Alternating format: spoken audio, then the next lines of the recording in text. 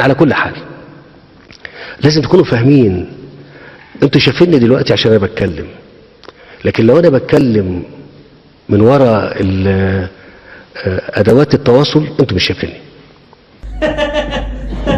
والله العظيم يا جدع، الجدع ده بيسمع حاجات غريبة